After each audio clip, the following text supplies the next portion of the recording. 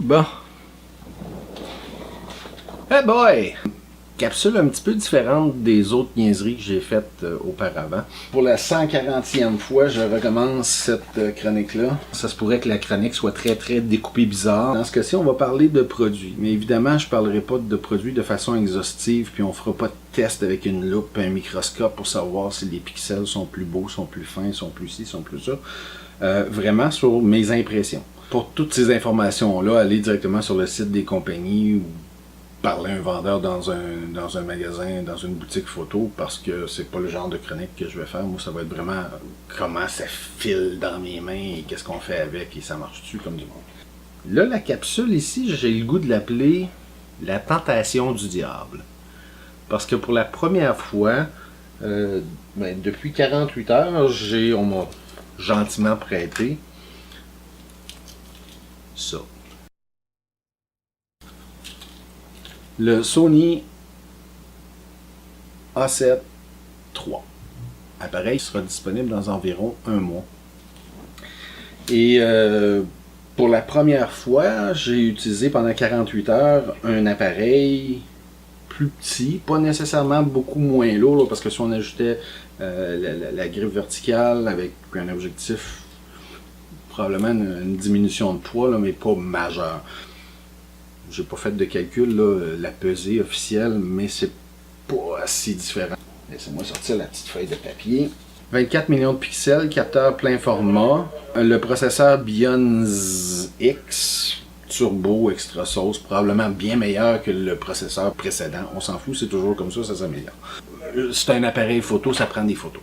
Celui-là, c'est pour moi là, la première gamme, en tout cas, c'est la première fois que j'en prends un dans mes mains qui répond comme un appareil photo. Les tentatives de Canon dans le passé, c'était horrible. Particularité de Sony, ils ont choisi de mettre la stabilisation à l'intérieur du boîtier, ce qui permet de ne pas avoir deux gammes d'objectifs, la version stabilisée et non stabilisée. Il y a peut-être d'autres compagnies. Là, dites-moi pas, oui, mais Olympus le fait aussi. Je fais pas de la gaguerre de marque, là. Je vous parle de ça. Là. Toute la poutine habituelle des appareils modernes, le Wi-Fi, le ci, le ça. On l'allume, on met l'œil et on est prêt à prendre des photos. Là, il est en mode silencieux. Donc. Dans le passé, ces appareils-là, un des plus grands problèmes, c'était la durée de vie de la batterie. Ils ont définitivement réglé le problème. Hier, j'ai fait un match de hockey. J'ai pris 1200 photos en une période et demie. Et la batterie a baissé d'environ 12%. Prise en main, par rapport à ce que je suis habitué, c'est un peu petit. J'imagine qu'avec une grippe, ça serait plus confortable pour mes grosses pattes. Mais pas dramatique. Contrairement à ce que j'ai déjà eu dans les mains dans ces appareils-là, c'est pas pire. Il manque juste une petite longueur. Là, si vous voyez ma main, là, il me semble qu'il y a deux doigts qui sont tristes et malheureux. L'ergonomie, bon, je suis pas habitué là, parce que moi, je suis en Canon, mais c'est un débat futile pour moi. Là. Je commencerai pas à m'ostiner que le bouton est pas bien placé. C'est une question d'habitude de main, ça devient... moi, je regarde pas pour savoir où j'appuie pour changer les ISO, mais rapidement, là, en une journée, mon cerveau a compris que les ISO, c'est un autre bouton à un autre endroit, et ça va très rapidement. Là. Vous avez un paquet de choses que vous pouvez ajuster, C1, C2, C3, C4, pour personnaliser l'appareil selon vos besoins. Donc, pour moi, ça, c'est un débat qui est inutile, et je vous ferai pas ce grand débat-là à chaque fois que je vais parler d'un appareil photo. Même chose au niveau de ce que ça fait, ça prend des photos.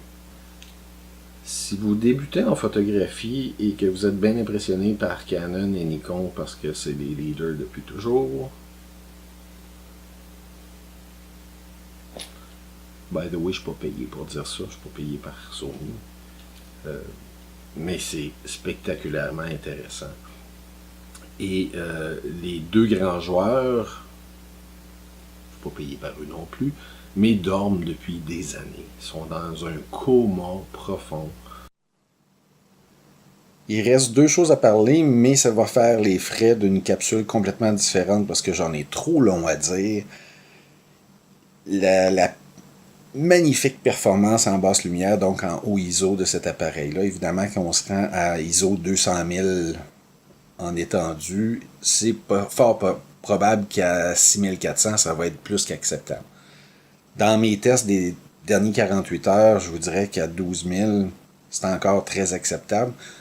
Petit problème, je n'ai pas pu traiter les RAW, donc je compare pas nécessairement des pommes et des pommes, je compare plutôt des pommes et des oranges. Dans un mois, ça va être disponible. Et l'autre partie qui est spectaculaire, c'est l'autofocus qui réinvente la roue. C'est pas compliqué de la façon que ça fonctionne. Le tracking du visage, on connaît déjà. Mais là, au niveau des yeux, l'aspect global de la chose est retentissant. Oh, beau petit mot. Abonnez-vous à ma chaîne et visitez mon blog pour découvrir toutes les conférences offertes au Club Photo.